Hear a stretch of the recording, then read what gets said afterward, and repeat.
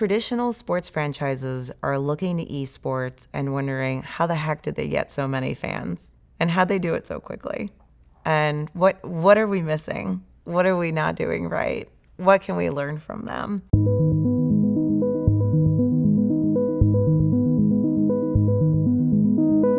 This is Horizons, stories about what's next in the world, powered by Compass Data Centers. I don't know if there's a difference between fandom from decades ago and being a fan today. I think it's being a passionate supporter in a belief or a story or a shared desire to want to advance something together. It's having that appreciation and then demonstrating it through your actions. We have different spaces that we can occupy. We have different ambition. We have different fans. We have different mechanisms for that kind of engagement, that kind of connection, or where fans can even watch. It's very different.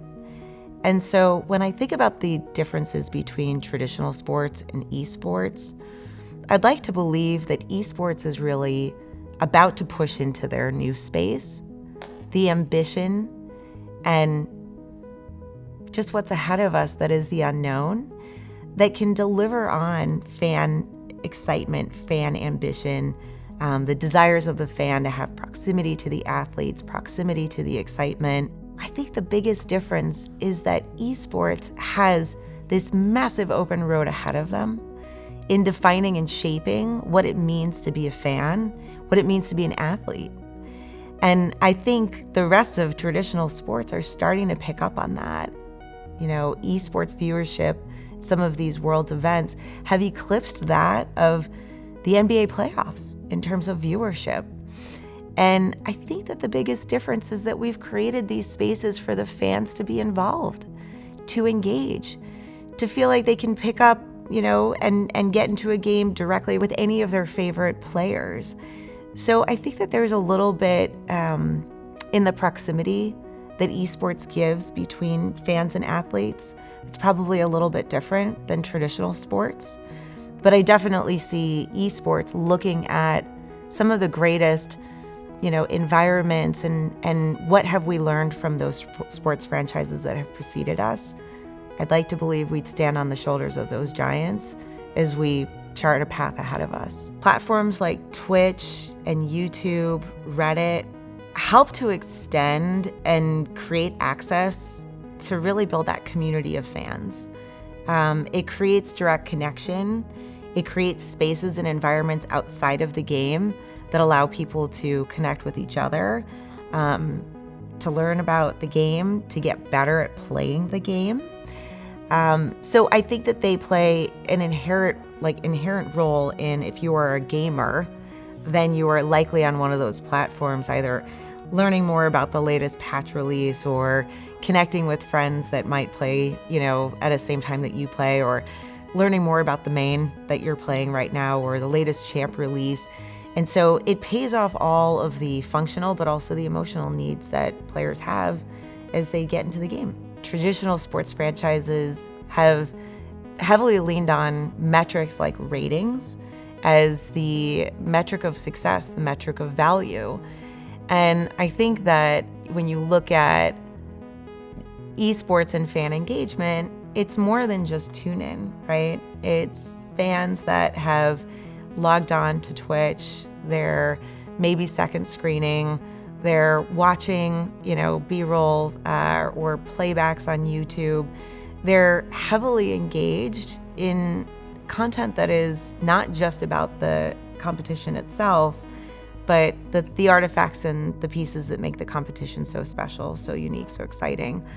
I think that, traditional sports franchises are looking at esports and saying, how do we create that kind of value for our own fans? And how does that value start to trickle down into more equitable opportunities for athletes? The opportunity space for modern day, sports franchises to look at esports and say, maybe the value of the fan is more than just the eyeball. Maybe it's something more engaging. Maybe it's something that's more community driven. Maybe those are the metrics that matter. I definitely see that gaming and communities in gaming start to bring communities closer together and cultures closer together in real time. And so that transfer of knowledge, that transfer of information, that sharing of ritual together happens in so much more of a tighter knit and trusted environment. And sometimes that's the beauty of playing a game, is that you are learning, you are connecting, you are having a community with people around the world that you probably will never meet in real life. And how powerful is that? When we think about accessibility of the game in places that might today, not be serviced by great coverage or cell reception, I think what we're doing is we're watching where infrastructure is getting built up to enable us to move into spaces where there are servers, where we can put servers, where we can install, technology to enable that accessibility. So we're kind of following the path. So where we are able to enable more connectivity, we are. And we're just simply staying close to, whatever that kind of cell or mobile technology is, so that we can make sure that we're really paying off that demand as the technology unlocks itself. The most exciting part for me today about Web3 and specifically NFTs is the ability for your everyday person to own something that maybe one day they couldn't. Ownership of teams has been largely reserved for those that have means. Digital tokens create opportunities for fans to have ownership where they might not usually have ownership. I get excited about when accessibility, might not be as equitable, where owning a sports club is usually reserved for folks that have money, to give fans the opportunity to have that ownership, to be as invested and not feel like they're limited because they don't have means, and yet they're still a super fan. They're still as engaged. I think that's where the real potential of things like NFTs exists today. And I'm very excited about what that does to democratize things like ownership and fandom for the future. I'd like to hope that the future of gaming is equitable. I'd like to make sure that we learn from some of the possible missteps of traditional sports franchises and more traditional kind of fandoms. And we're not having to course correct down the road, but that we're creating and we're thinking about opportunities as equitable.